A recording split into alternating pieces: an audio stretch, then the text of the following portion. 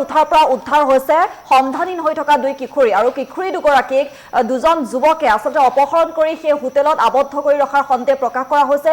এই ঘটনা এতিয়া তীব্ৰ চাঞ্চল্য বিৰাজ কৰিছে সমগ্ৰ মহানগৰীতে।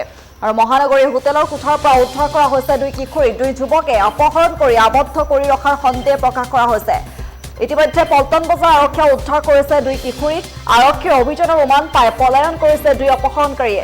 দেওবাৰৰ পৰা যিহেতু সন্ধানহীন হৈ আছিলে দুই 16 বছৰীয়া কিশোৰী আৰু ঘটনা সন্দৰ্ভত ইতিমধ্যে কিশোৰীগৰাকীৰ পৰিয়ালে দাখিল কৰিছে এজাহাৰ। বৰা ছাৰ্ভিচৰ 7 ডেজ গেষ্ট হাউচত সংঘটিত হৈছে এই ঘটনাৰ সৈতে হোটেলখনৰ মেনেজাৰ জড়িত থকাৰ এতিয়া সন্দেহ প্ৰকাশ কৰা হৈছে। আৰু মহানগৰী বৰা ছাৰ্ভিচৰ হোটেলৰ কোঠাৰ পৰা উদ্ধাৰ হৈছে সেই দুগৰাকীকৈ সন্ধানহীন হৈ থকা কিশোৰী। দুই যুৱকে হোটেলৰ কোঠাত বন্দী কৰি ৰাখিছিলে দুই নাবালিকাক। এই অভিযোগ উত্থাপন হৈছে। অপহৰণ কৰি দুই কিশোৰীক হোটেলৰ কোঠাটোত আবদ্ধ কৰি ৰখাৰ সন্দেহ প্ৰকাশ কৰা হৈছে যুৱক দুজনৰ বিৰুদ্ধে। পল্টন বজাৰ আৰক্ষীয়ে ইতিমধ্যে দুই কিশোৰীক উদ্ধাৰ কৰিছে হোটেলৰ পৰা। আৰক্ষীৰ অভিযানৰ উমান পাই হোটেলৰ পৰা পলায়ন কৰিছে দুই অপহৰণকাৰী। দেওবাৰে দুপৰীয়াৰ পৰা যিহেতু সন্ধানহীন হৈ আছিলে দুই 16 বছৰীয়া কিশোৰী আৰু দুয়োগৰাকী কিশোৰীয়ে আছিলে 10ম শ্ৰেণীৰ ছাত্ৰী। ঘটনা সন্দৰ্ভত ইতিমধ্যে কিশোৰীগৰাকীৰ পৰিয়ালে পল্টন বজাৰ থানাত এজাহাৰ দাখিল কৰিছে। বৰা ছাৰ্ভিচৰ 7 ডেজ ৰেষ্টুৰেণ্ট কাম গেষ্ট হাউচত সংঘটিত হৈছে এই ঘটনাৰ সৈতে হোটেলখনৰ মেনেজাৰ জড়িত থকাৰ এতিয়া সন্দেহ প্ৰকাশ কৰিছে ছাত্ৰীৰ পৰিয়ালে।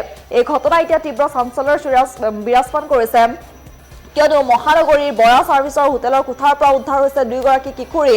যিহেতু কিশোৰী দুগৰাকী দেওবাৰৰ দুপৰীয়াৰ পৰা সন্ধানহীন হৈ আছিলে। দুই 16 বছৰীয়া কিশোৰী 10ম শ্ৰেণীৰ ছাত্ৰী বুলি জানিব পৰা গৈছে।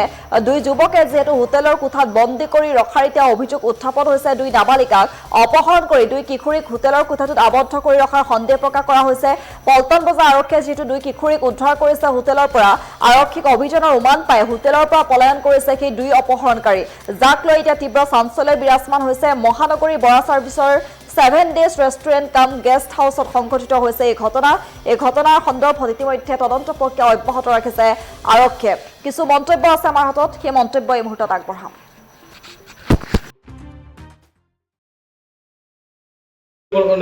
আজি ৰাতিপুৱা কি পৰিয়ালৰ আজি ৰাতিপুৱা পৰিয়ালৰ লোক আছিল নাই বা একো নাই, সিহঁতে সেনেকৈ কৈছে।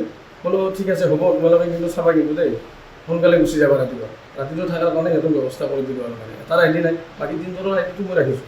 আজি প্ৰথম কি পৰিয়ালৰ লোক আহিছিল নেকি ছোৱালীজনী? অঁ আজি প্ৰথমে আহিছে, আগে পিছে এনেকৈ পোৱা নাই। নহয় মাক দেউতাক আহিছিল নেকি আজি? আজি মাক দেউতাক আহিছিল।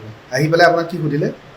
মোক আমাৰ খালি সেইটোৱে কৈছে যে ছোৱালীটো এটা কেনেকৈ কিয় থাকিব দিছে। বোলে আমাৰতো লাইচেঞ্চ আছে, আমাৰ হেৰি আছে, আমিতো থাকিব দিমেই, কিন্তু হেৰি নাই, সিহঁতৰ আইডি নাই বাৰু বেলেগ কথা, কিন্তু বাকী কেইজনক দিছে। সিহঁতে ৰিকুৱেষ্ট কৰিছে, কৰাৰ কাৰণে দিছে। ৰিকুৱেষ্ট কৰিলেও দিব নোৱাৰি। এটা ৰুমতে যিহেতু গোটেইকেইটা আছে, তাতেতো আৰু ধৰ বাকী কি ক'ম আৰু সেনেকুৱাটো নহয় আৰু। নিজৰ ফ্ৰেণ্ড বুলি কৈছে, ঘৰত গালি পৰাৰ কাৰণে কথা বুলি কৈছে, আৰু বিশেষ তেনেকৈ একো নাই। আৰু সিহঁতেও কোনো খবৰৰ বাবে যোগাযোগ কৰক 7099017330 লগতে 7099017110 নম্বৰত।